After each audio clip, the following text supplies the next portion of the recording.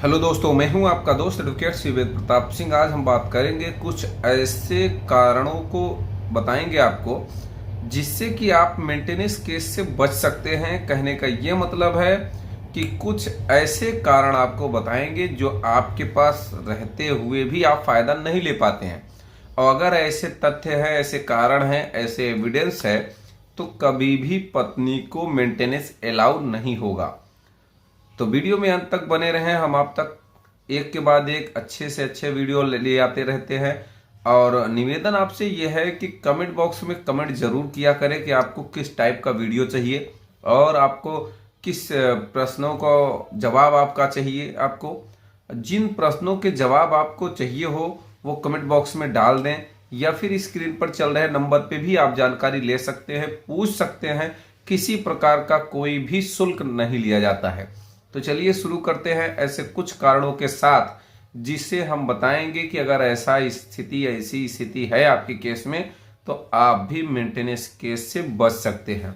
सबसे पहले ध्यान रखने वाली बात है, जब 125 सीआरपीसी अर्थात मेंटेनेंस का वाद पत्र फैमिली कोर्ट में या मजिस्ट्रेट कोर्ट में, जहां भी कहीं फैमिली कोर्टें नहीं है, कहीं कहीं वहां पे मजिस्ट्रेट के यहाँ ही वो 125 का केस किया जाता है, तो उस कोर्ट में जो वाद पत्र फाइल होता है उसको बहुत ध्यान देने वाली बात यह है कि अगर वहां पे वाद पत्र फाइल हुआ तो उस वाद पत्र में एक पॉइंट जबरदस्त ये जरूर लिखा होता है कि इस वर्तमान समय में मैं अपने मायके में रह रही हूँ और मेरा पालन पोषण भरण पोषण जो भी है वो मेरे माता पिता या भाई द्वारा किया जा रहा है।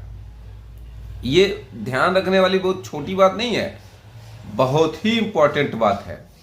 एक शब्द और वहां लिखा रहता है एक पैरा में कि मेरे पास आय का कोई भी साधन नहीं है।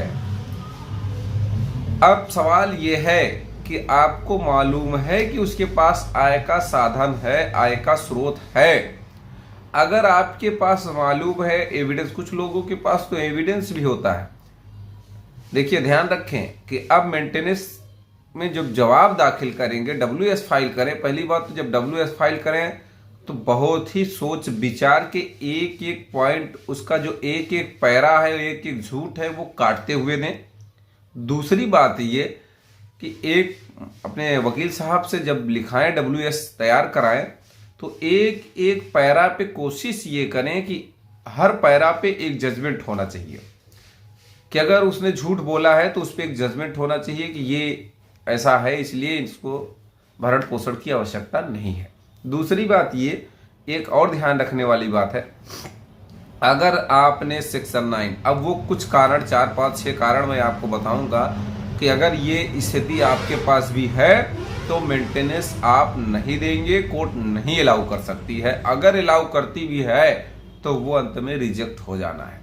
चलिए, पहला तो अगर आपने सेक्शन 9 का केस किया हुआ है और आप अपनी पत्नी को रखना भी चाहते हैं, बिना किसी कारण से मायके में जाके बैठी है, वो कारण नहीं बता पाएगी कि किस कारण मायके बैठी है, भाई आप सेक्शन 9 में बुला भी रहे हो, क्यों नहीं आ रही है। दूसरा, अगर वो किसी भी प्रकार का उसके इनकम का आपके पास सबूत है, जैसे कहीं टीचिंग कर रही है, कहीं कंपनी में जॉब कर रही है, किसी भी सरकारी नौकरी में है, कहीं भी कोई भी तरह का अगर आपके पास उसकी इनकम का सबूत है तो ये भी दूसरा कारण हो गया। तीसरा कारण, ये बहुत इंपॉर्टेंट कारण है जो कि अक्सर लोग छिपाए रहते हैं, अगर वो इनकम टैक्स पेई है, आरटीआर जमा करती है, तो भी उसे मेंटेनेंस नहीं मिलेगा। चौथा, अगर वो वाद पत्र में कहीं ये लिखी है कि वर्तमान समय में मेरा भरण पोषण मेरे माता पिता द्वारा किया जा रहा है, देख रेख माता पिता द्वारा किया जा रहा है, जब तुम कह ही रही हो कि माता पिता द्वारा किया जा रहा है भरण पोषण, तो तुमको पति से भरण पोषण की क्या जरूरत। वर्तमान समय में तो तुम्हारे माता पिता कर रहे हैं ना। जिसके पास कोई स्रोत नहीं, कोई मेंटेनेंस नहीं देने वाला है, उसको मिलेगा। अब यहाँ एक सवाल और निकल के आता है कि लायबल कौन है।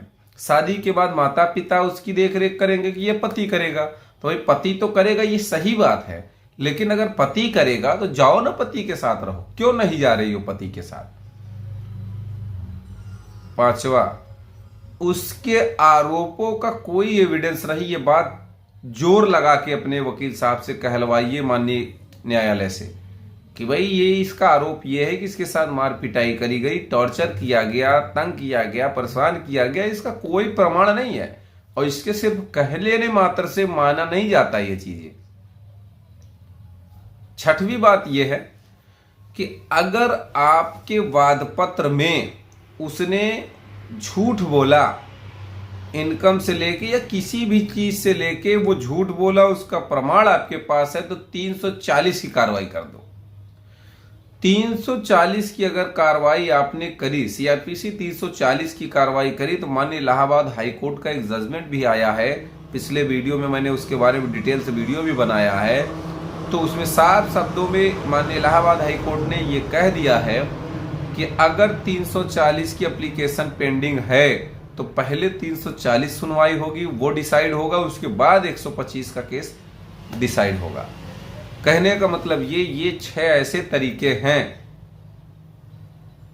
भाई, 7-8 तरीके तो बहुत हैं भाई। बिना युक्ति युक्त कारण के 125 सब क्लास 4 भी ये कहता है कि अगर आप किसी भी बिना किसी युक्ति युक्त कारण के अगर आप मायके में बैठी हैं, आपने कारण नहीं बताया, कारण स्पष्ट नहीं कर पाती हैं, तो कोर्ट को लगता है कि भाई आप झूठ बोल रही हैं, तो वो मेंटेनेंस खारिज कर देगा। तो उम्मीद करता हूं, आशा करता हूं आज का यह वीडियो आपको बेहद पसंद आया होगा। अगर वीडियो पसंद आया तो वीडियो को लाइक करें, शेयर करें, यूट्यूब चैनल को जरूर सब्सक्राइब करें। कोई सवाल है, कोई बात है, कोई केस डिस्कशन है, कोई डिस्कस करना है केस, तो फिर इसी नंबर पे, स्क्रीन पर चल रहे नंबर पे बेशक बेहिचक आप फोन कर सकते हैं। कोई शुल्क न लिया जाता है, न मांगा जाएगा आपसे, ये हमारा वादा है। एक ऐसा यूट्यूब चैनल मेरा है जिसके माध्यम से लोगों को अवेयरनेस मिलती है, बिल्कुल निःशुल्क उसे किसी भी टॉपिक पे बातचीत करने का अवसर मिलता है और फ्री में ज्ञान मिलता है। तो उम्मीद करता हूं यह वीडियो आपको पसंद आया होगा।